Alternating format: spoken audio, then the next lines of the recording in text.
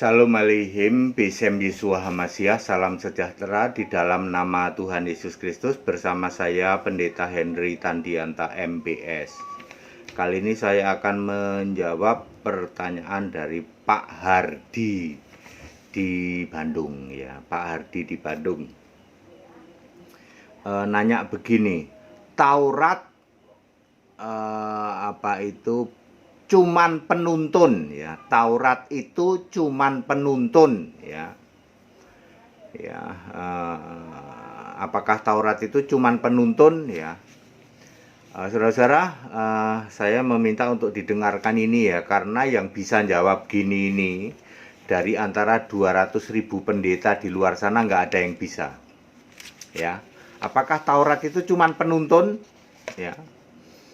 Ya, dengerin ya, 200.000 pendeta di luar sana pasti dijamin tidak ada yang pernah jawab seperti ini ya. Mereka jawabnya apa? Muter-muter tafsir seperti orang Farisi. Orang Farisi itu ahli tafsir ya. Jadi Tritunggal itu orang Farisi lah ya, itu ahli tafsir, tafsir kitab ya. Galatia 3 ayat 24. Jadi hukum Taurat adalah penuntun tuh. Hukum Taurat penuntun bagi kita sampai Kristus datang. Supaya kita dibenarkan karena iman. Sampai Kristus datang ini juga sama saja dengan hukum Taurat berlaku sampai zaman Yohanes. Kan ada juga ayat begitu kan? Sampai zaman Yohanes ya sampai Kristus datang lah ya. Yohanes sama Yesus kan selisihnya cuman berapa bulan ya, 6 bulan ya. Jadi benar Pak Hardi bahwa Taurat itu, hukum Taurat adalah penuntun sampai Yesus datang, sampai Kristus datang ya. Ayat 12, saya balik ya. Tadi kan Galatia 3 ayat 24, sekarang Galatia 3 ayat 12. Tetapi dasar hukum Taurat bukanlah iman, tetapi siapa yang melakukan akan hidup karenanya ya. Maksudnya adalah kalau kita tidak melakukan hukum Taurat waktu itu, ingat, waktu itu kita tidak bisa hidup, artinya kita dihukum mati.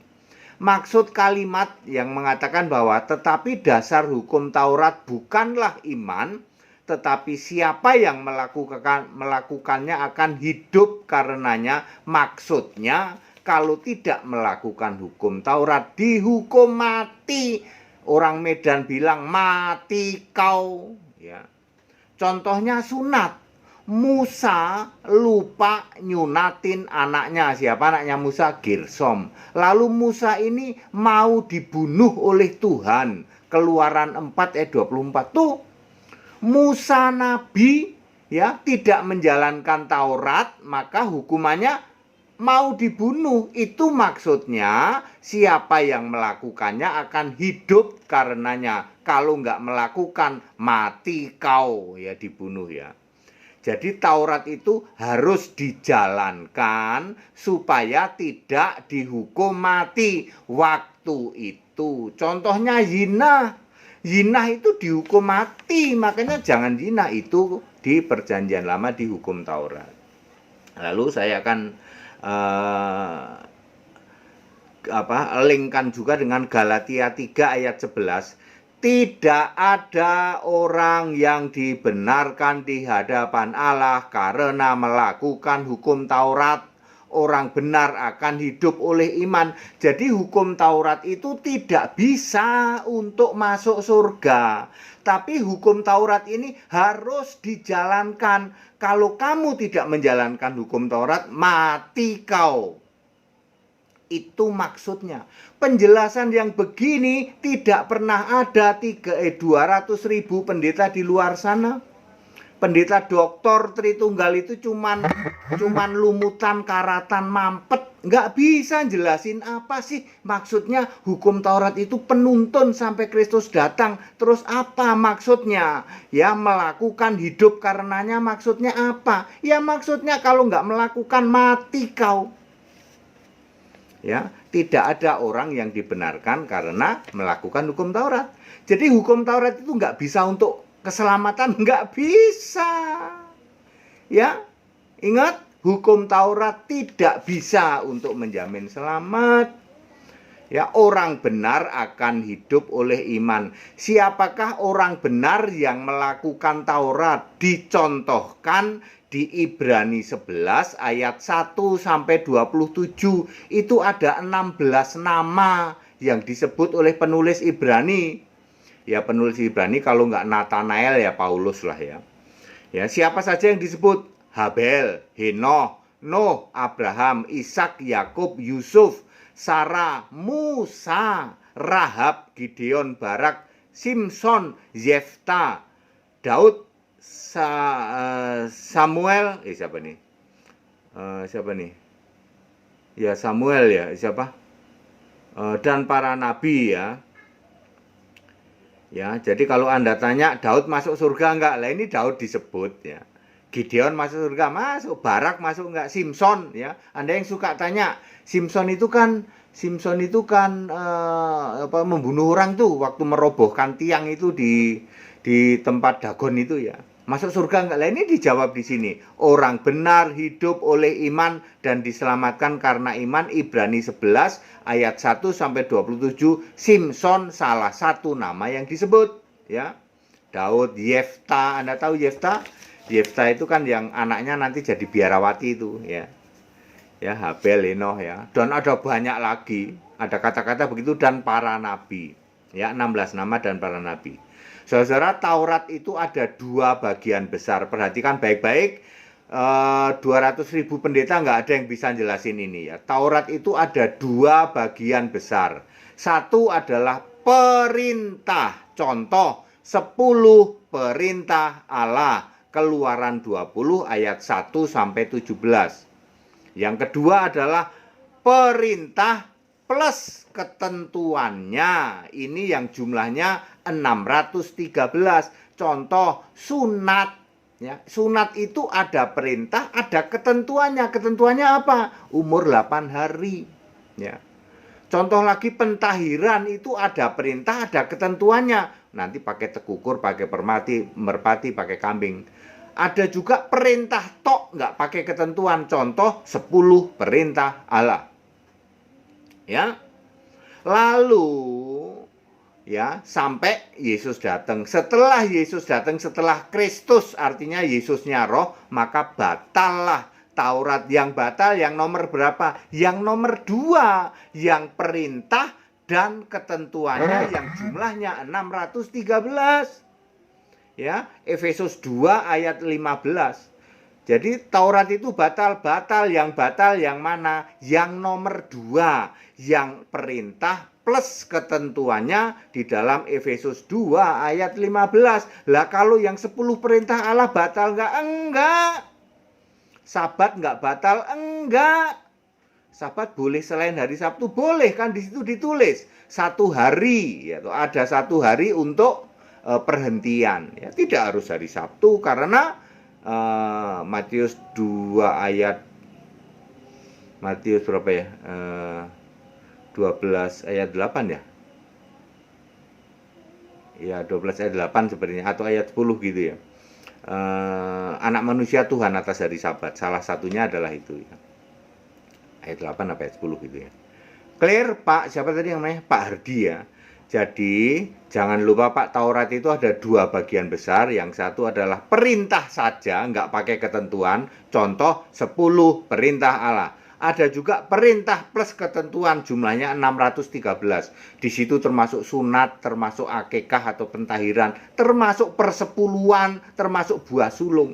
Pendeta yang masih memungut persepuluhan buah sulung, Anda nggak tahu kan, itu termasuk yang 613.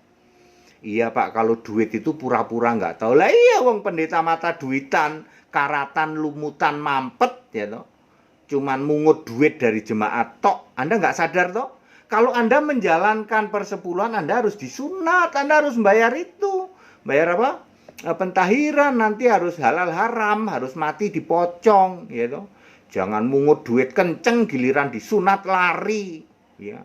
Pendeta memalukan itu ya. mampet ya toh, karatan lumutan ya toh, cuman mungutin morotin jemaat ya toh. Anda nggak sadar toh bahwa 613 perintah Taurat itu sudah batal. Yang batal yang perintah dan ketentuannya ya. Karena Taurat hanya sampai ya, menuntun sampai Kristus datang. Dijalankan nggak, Pak? Dijalankan. Kalau nggak dijalankan kamu dihukum mati. Dulu, tapi kalau hari ini ya enggak, Tauratnya udah batal kok. Ya, Anda yang cuman menjalankan persepuluhan tapi menolak sunat, kamu harus dihukum mati. Ya, kamu cuman jalanin satu perintah doang, paling dua, ya toh. Persepuluhan sama buah sulung, giliran sunat, halal haram, ya toh. Enggak mau kamu, ya. Mau disunat ngacir ngabur, ya. Giliran mungut persepuluhan kenceng, sinode mungutin persepuluhan dari gereja kecil, memalukan gitu. Ya, memalukan itu sinode mungutin persepuluhan dari gereja-gereja kecil itu. Ya, betapa kamu menabrak-nabrak ayat Alkitab ya, betapa penyesatan luar biasa ya. Hukum Taurat nggak main-main saudara ya, makanya Yesus sangat marah ya. Ketika Yesus sudah di bumi, sudah lahir ya toh, masih ada yang nyembah Yahweh. Yesus sangat marah gitu. Ya, ular beludak terkutuk ular beludak. Demikian pula Yesus sangat marah ketika Yesus sudah naik ke surga, kok kamu masih nyembah Bapa gitu. Kamu kambing terkutuk. Yesus sangat marah, betul-betul sangat marah saudara ya. Ya, kalau Anda nggak paham kayak gini, ikut sekolah Alkitab. Para doktor teologi itu di tempat kami TK, ikut sekolah Alkitab. Ya, biar Anda tahu ya. Doktor teologi nggak ngerti, mungut persepuluhan, tapi giliran disunat ngabur. Ya. Anda nggak paham, yang 613 sudah batal. Efesus 2 ayat 15. Perhatikan kata-katanya, yang batal yang mana? Yang nomor 2, perintah dan ketentuannya. Kalau yang perintah, yang hukum 10 perintah Allah nggak batal.